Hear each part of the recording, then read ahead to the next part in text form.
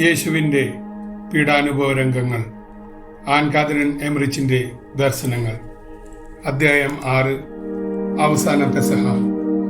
ഈശോയും ശിഷ്യന്മാരും ഊട്ടുശാലയിൽ 3 ഗണമായി തിരിഞ്ഞു. ഈശോ തന്റെ 12 അപ്പസ്തോലന്മാരോടുകൂടി പ്രധാനശാലയിൽ ഇരുന്നു. നഥാനിയേൽ മറ്റു 12 ശിഷ്യന്മാരോടുകൂടി ഒരു വശത്തെ മുറിയിലും, മറിയത്തിന്റെയും ക്ലെയോഫാസിന്റെയും മകനും സ്നാപകയോഹന്നാന്റെ ശിഷ്യനുമായിരുന്ന എലിയാക്കീം മറ്റു 12 പേരോടുകൂടി മറുവശത്തുള്ള മുറിയിലും ഇരുന്നു. ഈ മറിയം ഏലിയുടെ മകൾ ആയിരുന്നു. 3 കുഞ്ഞാടുകൾ ദേവാലയത്തിൽ വെച്ച് ബലി ചെയ്യപ്പെട്ടു. 4-മത്തേത് ബലി ചെയ്യപ്പെട്ടത് ഊട്ടുശാലയിൽ വെച്ചായിരുന്നു. അതായിരുന്നു ഈശോയും അപ്പസ്തോലന്മാരും ഭക്ഷിച്ചത്. ഈ സാഹചര്യം യൂദാസ് അറിഞ്ഞിരുന്നില്ല. ഈശോയെ ഒറ്റിക്കൊടുക്കുന്നതിനെ പറ്റി ആലോചിക്കുവാൻ അയാൾ പുറത്തു പോയിരുന്നു. വിരുന്നിന് ഏതാനും നിമിഷങ്ങൾക്ക് മുമ്പ് കുഞ്ഞാടുകൾ ബലി ചെയ്യപ്പെട്ടതിന് ശേഷമാണ് യൂദാസ് എത്തിച്ചേർന്നത്.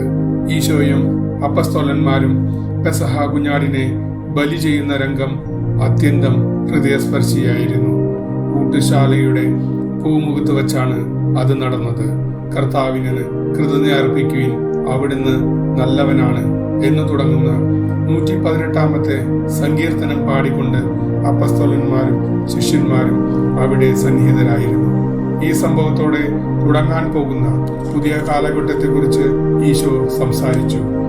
മോശയുടെ ബലിയും പെസഹ കുഞ്ഞാടിന്റെ പ്രതീകവും അവയുടെ പൂർണ്ണത കൈവരിക്കാൻ പോവുകയാണെന്നും ഇക്കാരണത്താൽ പണ്ട് ഈജിപ്തിൽ വെച്ച് ചെയ്ത അതേ രീതിയിൽ തന്നെ കുഞ്ഞാടിനെ ബലി ചെയ്യേണ്ടിയിരിക്കുന്നു എന്നും അടിമത്തത്തിന്റെ ഭവനത്തിൽ നിന്ന് അവർ പുറത്തു വരാൻ പോവുകയാണെന്നും അവിടുന്ന് പറഞ്ഞു. ബലിയർപ്പണത്തിന് വേണ്ട പാത്രങ്ങളും ഉപകരണങ്ങളും തയ്യാറാക്കിയതിനു ശേഷം അടുത്തു നിന്നിരുന്നവർ കിരീടം വെച്ച് അലങ്കരിച്ച അതീവ മനോഹാരിതയുള്ള ഒരു കുഞ്ഞാടിനെ കൊണ്ടുവന്നു. മറ്റു ഭക്തസ്ത്രീകളോടുകൂടി അടുത്ത ഒരു മുറിയിൽ ആയിരുന്ന പരിശുദ്ധ കന്യകയ്ക്ക് ഈ കിരീടം കൊടുത്തയച്ചു. കുഞ്ഞാടിനെ ഒരു പലകയോട് പുറം ചേർത്ത് വെച്ച് കെട്ടി.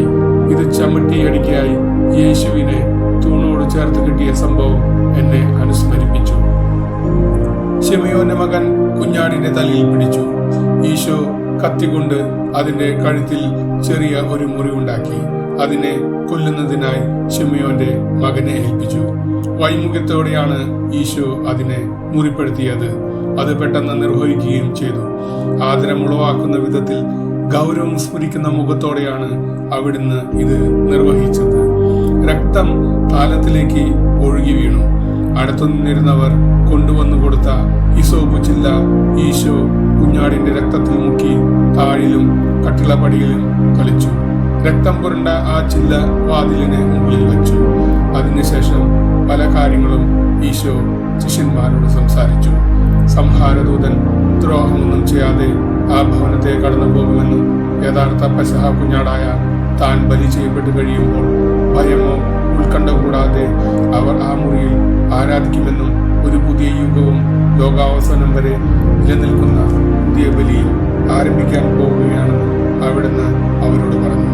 ഇതിനുശേഷം അവർ ഈ മുറിയുടെ മറുവശത്ത് പണ്ട് ഉടമ്പടിയുടെ പേടകം സ്ഥിതി ചെയ്തിരുന്ന സ്ഥലത്തുള്ള അടുപ്പിനടുത്തേക്ക് പോയി. അവിടെ തീ കത്തി നിൽക്കുന്നുണ്ടായിരുന്നു. കുറച്ച് രക്തം അടുപ്പിന്മേലൊഴിച്ച് ബലിപീഠം എന്ന പോലെ ഈശോ അതിനെ വെഞ്ചരിച്ചു. ശേഷിച്ച രക്തവും കൊഴുപ്പും അടിയിൽ കത്തുന്ന തീയിൽ ഒഴിച്ചു. അതിനുശേഷം അവിടുന്ന് അപ്പസ്തോലന്മാരോടുകൂടെ സങ്കീർത്തനങ്ങൾ ആലപിച്ചുകൊണ്ട് അത്താഴമുറിക്ക് ചുറ്റും നടന്ന് ഒരു പുതിയ ദേവാലയമായി അതിനെ പൗത്രീകരിച്ചു. ഇതിനിടയിൽ ശിമയോന്റെ പുത്രൻ കുഞ്ഞാടിനെ തയ്യാറാക്കി കഴിഞ്ഞിരുന്നു. അയാൾ അതിന്റെ ശരീരത്തിലൂടെ ഒരു കൂർത്ത കമ്പ് കടത്തി. മുൻകാലുകൾ കുറുകെ വച്ച് ഒരു തടി കഷ്ണത്തിന്റെ ഇരുവശങ്ങളോടും പിൻകാലുകൾ വലിച്ചു നീട്ടി. ശരീരത്തിൽ കടത്തിയ കമ്പിനോടും ചേർത്ത് കെട്ടി. കുരിശിൽ കിടക്കുന്ന യേശുവിനോട് ഇതിന് സാദൃശ്യമുണ്ടായിരുന്നു. പെസഹ കുഞ്ഞാടിനെ ഒരു തളികയിൽ മേശയുടെ നടുവിൽ വെച്ചു. ആ തളിക വെള്ളുള്ളി വെച്ച് അലങ്കരിച്ചിരുന്നു. കുറുകെ വച്ചിരുന്ന ദണ്ടിനോട് ബന്ധിക്കപ്പെട്ട മുൻകാലുകളിന്മേലായിരുന്നു അതിന്റെ തല ഇരുന്നത്. പിൻകാലുകൾ വലിച്ചു നീട്ടപ്പെട്ടിരുന്നു. അതിനടുത്തായി പെസഹായ്ക്ക് വേണ്ടി പൊരിച്ച മാംസം വെച്ചിരുന്ന ഒരു തളികയും അതിനോട് ചേർന്ന് വേവിക്കാത്ത പച്ചക്കറികൾ നിരത്തിയ ഒരു പ്ലേറ്റും തൊട്ടടുത്ത് സുഗന്ധ ചെടികൾ പോലിരിക്കുന്ന കയ്പുള്ള സസ്യങ്ങൾ ചെറിയ കെട്ടുകളാക്കിയ ഒരു പ്ലേറ്റും സജ്ജമാക്കി വെച്ചു. ഈശോ ഇരുന്നതിന് എതിർവശത്തായി പലതരം ഹരിത സസ്യങ്ങൾ വച്ച ഒരു തളികയും തവിട്ട് നിറത്തിലുള്ള പാനീയം നിറച്ച മറ്റൊരു പാത്രവും ഉണ്ടായിരുന്നു. പ്രാർത്ഥന കഴിഞ്ഞപ്പോൾ പ്രധാന പരിചാരകൻ കുഞ്ഞാടിനെ മുറിക്കാനുള്ള കത്തിയും ഒരു കപ്പും ഈശോയുടെ മുമ്പിൽ മേശപ്പുറത്ത് വച്ചു. അപ്പസ്തോലന്മാർക്ക് മുമ്പിൽ ഈ 2 പേർക്കിടയിലായി വച്ചിരുന്ന 6 കപ്പുകളിലും വീഞ്ഞു നിറച്ചു. വീഞ്ഞ് ആശീർവദിച്ചതിന് ശേഷം ഈശോ അത് കുടിച്ചു. ഒരു പാത്രത്തിൽ നിന്ന് 2 പേർ എന്ന ക്രമത്തിൽ അപ്പസ്തോലന്മാരും പാനം ചെയ്തു. തുടർന്ന് കർത്താവ് പെസഹ കുഞ്ഞാടിനെ മുറിച്ചു. അപ്പകഷ്ണങ്ങൾ നീട്ടി അപ്പസ്തോലന്മാരിൽ ഓരോരുത്തരും തങ്ങളുടെ പങ്ക് സ്വീകരിച്ചു. ആനക്കൊമ്പ് പിടിയുള്ള കത്തികൾ ഉപയോഗിച്ച് മാംസം അസ്ഥിയിൽ നിന്ന് വേർപെടുത്തി ദ്രുതഗതിയിൽ അവർ ഭക്ഷിച്ചു. അസ്ഥി കഷ്ണങ്ങൾ കത്തിച്ചു കളഞ്ഞു. തയ്യാറാക്കിയിരുന്ന സോസ് പോലുള്ള തവിട്ട് നിറമുള്ള ചാറിൽ വെളുത്തുള്ളിയും പാകം ചെയ്യാത്ത ഇലകളും മുക്കി അതിവേഗം ഭക്ഷിച്ചു. ഈ സമയമെല്ലാം അവർ നിൽക്കുകയായിരുന്നു. ഇരിപ്പിടങ്ങളെ ചാരി നിന്നു എന്ന് മാത്രം. ഈശോ പുളിപ്പില്ലാത്ത അപ്പങ്ങളിൽ ഒന്ന് മുറിച്ച് ഒരു ഭാഗം മൂടിവെച്ചു. ബാക്കി ഭാഗം അപ്പസ്തോലന്മാർക്ക് വിതരണം ചെയ്തു. ഒരു കപ്പ് വീഞ്ഞുകൂടി അവർ യേശുവിന്റെ പക്കൽ കൊണ്ടുവന്നെങ്കിലും അവിടുന്ന് അത് കുടിച്ചില്ല. അവിടുന്ന് പറഞ്ഞു, ഇതെടുത്ത് നിങ്ങൾ പങ്കുവെക്കുവിൻ. എന്തെന്നാൽ എന്റെ പിതാവിന്റെ രാജ്യത്തിൽ നിങ്ങളോടൊത്ത് നവമായി ഇത് പാനം ചെയ്യുന്ന ദിവസം വരെ മുന്തിരിയുടെ ഈ ഫലത്തിൽ നിന്ന് ഞാൻ വീണ്ടും കുടിക്കുകയില്ല. വീഞ്ഞ് കുടിച്ചത് ശേഷം അവർ ഒരു കീർത്തനം പാടി ഈശോ പ്രാർത്ഥിക്കുകയോ പഠിപ്പിക്കുകയോ ചെയ്തു. കൈ കഴുകിയതിനു ശേഷം അവർ ഇരുന്നു. ഈശോ മറ്റൊരു കുഞ്ഞാടിനെ മുറിച്ചു. അങ്കണത്തിനടുത്തുള്ള കെട്ടിടത്തിലെ ഒരു മുറിയിൽ ഭക്ഷണത്തിനിരുന്ന ഭക്തസ്ത്രീകൾക്ക് അവർ കൊണ്ടുപോയി കൊടുത്തു. അപ്പസ്തോലന്മാർ കുറച്ചുകൂടി പച്ചക്കറികളും പച്ചടിച്ചീരയും കഴിച്ചു. ദിവ്യരക്ഷകന്റെ മുഖത്ത് മുമ്പൊരിക്കലും കാണാത്തത്ര സ്വച്ഛതയും ഏകാഗ്രതയും പ്രതിഫലിച്ചു. ഉത്കണ്ഠകളെല്ലാം മറക്കാൻ അപ്പസ്തോലന്മാരോട് അവിടുന്ന് ആവശ്യപ്പെട്ടു. ഭക്തസ്ത്രീകളോടൊപ്പം ഭക്ഷണത്തിനിരുന്ന പരിശുദ്ധ കന്യകയുടെ മുഖഭാവം സ്വച്ഛവും ശാന്തവുമായിരുന്നു. ഭക്തസ്ത്രീകൾ അവളുടെ ശിരോവസ്ത്രത്തിൽ പിടിച്ച് സംസാരിക്കാൻ അവളെ പ്രേരിപ്പിച്ചു. മറിയത്തിന്റെ തിരിഞ്ഞു നോട്ടം പോലും ഹൃദ്യമായ ആത്മനിയന്ത്രണവും ശാന്തിയും പ്രതിഫലിപ്പിക്കുന്നതായിരുന്നു. ഏതാനും നിമിഷങ്ങൾ ഈശോ സ്നേഹത്തോടെ ശാന്തമായി ശിഷ്യരോട് സംസാരിച്ചു. അല്പം കഴിഞ്ഞപ്പോൾ അവിടുത്തെ മുഖത്ത് ഗൗരവം നിഴലിച്ചു. അവിടുന്ന് പറഞ്ഞു, സത്യം സത്യമായി ഞാൻ നിങ്ങളോട് പറയുന്നു, നിങ്ങളിൽ ഒരുവൻ എന്നെ ഒറ്റിക്കൊടുക്കും. എന്നോട് കൂടെ പാത്രത്തിൽ കൈമുക്കുന്നവൻ. ഒരു പാത്രത്തിൽ മാത്രം വച്ചിരുന്ന പച്ചടിച്ചീര അടുത്തിരുന്ന സ്ലീഹന്മാർക്ക് ഈശോ വിതരണം ചെയ്തു. മറ്റുള്ളവർക്ക് അത് വിതരണം ചെയ്യാനുള്ള ചുമതല ഏകദേശം തനിക്കെതിരായി ഇരുന്ന യൂദാസിനെ ഏൽപ്പിച്ചു. ഒറ്റുകാരനെ പറ്റി ഈശോ പറഞ്ഞ വാക്കുകൾ അപ്പസ്തോലന്മാരിൽ എല്ലാവരിലും ഭീതി ഉളവാക്കി. എന്നോടുകൂടി പാത്രത്തിൽ കൈമുക്കുന്നവൻ എന്നതിനർത്ഥം എന്നോടുകൂടി ഭക്ഷിക്കുകയും പാനം ചെയ്യുകയും ചെയ്യുന്ന 12 പേരിൽ ഒരുവൻ, അഥവാ ആരോടുകൂടി ഞാൻ അപ്പം ഭക്ഷിക്കുന്നുവോ അവരിൽ ഒരുവൻ എന്നാണ്. ഈ വാക്കുകൾ കൊണ്ട് അവിടുന്ന് യൂദാസിനെ കൃത്യമായി മറ്റുള്ളവർക്ക് ചൂണ്ടിക്കാണിച്ചു കൊടുത്തില്ല. കാരണം ഒരു പാത്രത്തിൽ കൈമുക്കുക എന്നതിന് വളരെ അടുത്ത സമ്പർക്കത്തിലും സൗഹൃദത്തിലും ആയിരിക്കുക എന്നേ അർത്ഥമുള്ളൂ. എങ്കിലും യൂദാസിന് ഒരു മുന്നറിയിപ്പ് നൽകാൻ അവിടുന്ന് ആഗ്രഹിച്ചു. അതിനാൽ പച്ചടിച്ചീര വിതരണം ചെയ്യാൻ വേണ്ടി യൂദാസ് യേശുവിനോടൊത്ത് ഒരേ പാത്രത്തിൽ യഥാർത്ഥത്തിൽ കൈമുക്കിയിരുന്ന അവസരത്തിലാണ് അവിടുന്ന് ഇത് പറഞ്ഞത്.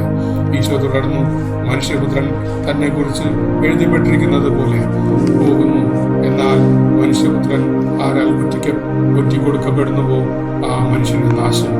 ആ മനുഷ്യൻ ജനിക്കാതിരുന്നെങ്കിൽ അവന് നന്നായിരുന്നു.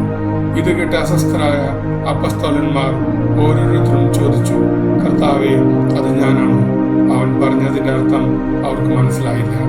യേശുവിന്റെ ശാസന പലപ്പോഴും ലഭിച്ചിരുന്ന പത്രോസ് യേശു അർത്ഥമാക്കിയത് തന്നെ ആയിരിക്കുമോ എന്ന് ഭയന്ന് യേശുവിന്റെ പിന്നിലൂടെ ചെരിഞ്ഞ് ഒറ്റുകാരൻ ആരാണെന്ന് ചോദിക്കുവാൻ യോഹന്നാനോട് ആഗ്രം കാണിച്ചു. ഈശോയുടെ വലതുവശത്താണ് യോഹന്നാൻ ഇരുന്നത്. ആ അവർ ഇടതുകൈയിൽ ചാരിയിരുന്ന് വലതുകൈ കൊണ്ട് ഭക്ഷണം കഴിച്ചിരുന്നതിനാൽ യോഹന്നാന്റെ തല യേശുവിന്റെ മാറോട് ചേർന്നിരുന്നു. യേശുവിന്റെ വക്ഷത്തിലേക്ക് ചാരിക്കൊണ്ട് അവൻ ചോദിച്ചു, കർത്താവേ, അത് ആരാണ്? ഞാൻ അപ്പം മുക്കി ആർക്ക് കൊടുക്കുന്നുവോ അവനാണ് എന്ന് യേശുവിന്റെ അധരങ്ങളിൽ നിന്ന് ഞാൻ കേട്ടില്ല. അത് അവിടുന്ന് സ്വകാര്യമായി അവനോട് മന്ത്രിച്ചോ എന്നും എനിക്കറിയില്ല. ഏതായാലും യേശു അപ്പം മുക്കി അനുകമ്പയോടെ യൂദാസിന് കൊടുത്തപ്പോൾ യോഹന്നാൻ അത് മനസ്സിലാക്കി. അത് ഞാനാണോ കർത്താവേ എന്ന് യൂദാസും ചോദിച്ചു. ഈശോ സ്നേഹത്തോടെ അവനെ നോക്കിക്കൊണ്ട് പൊതുവായ ഒരു ഉത്തരം മാത്രം പറഞ്ഞു. യഹൂദരുടെ ഇടയിൽ അപ്പം മുക്കി കൊടുക്കുന്നത് സൗഹൃദത്തിന്റെയും വിശ്വസ്തതയുടെയും അടയാളമായിരുന്നു. ഈ അവസരത്തിൽ ഈശോ യൂദാസിന് അപ്പം മുക്കി കൊടുത്തത് മറ്റുള്ളവർ അറിയാതെ അവന്റെ കുറ്റത്തെക്കുറിച്ച് മുന്നറിയിപ്പ് നൽകുന്നതിനായിരുന്നു. പക്ഷേ യൂദാസിന്റെ ഹൃദയം നിറയെ ജ്വലിക്കുന്ന രോഷമായിരുന്നു. വിരുന്നു നടക്കുന്ന സമയം മുഴുവൻ ഒരു ഭീകരജീവി അവന്റെ പാദത്തിങ്കൽ ഇരിക്കുന്നതും ചിലപ്പോൾ ഹൃദയത്തോളം കയറി പോകുന്നതും ഞാൻ കണ്ടു. ഈശോയിൽ നിന്ന് മനസ്സിലാക്കിയ കാര്യം യോഹന്നാൻ പത്രോസിനോട് പറയുന്നത് ഞാൻ കണ്ടില്ല. എങ്കിലും ഒരു നോട്ടം വഴി യോഹന്നാൻ അവനെ സ്വസ്ഥനാക്കി.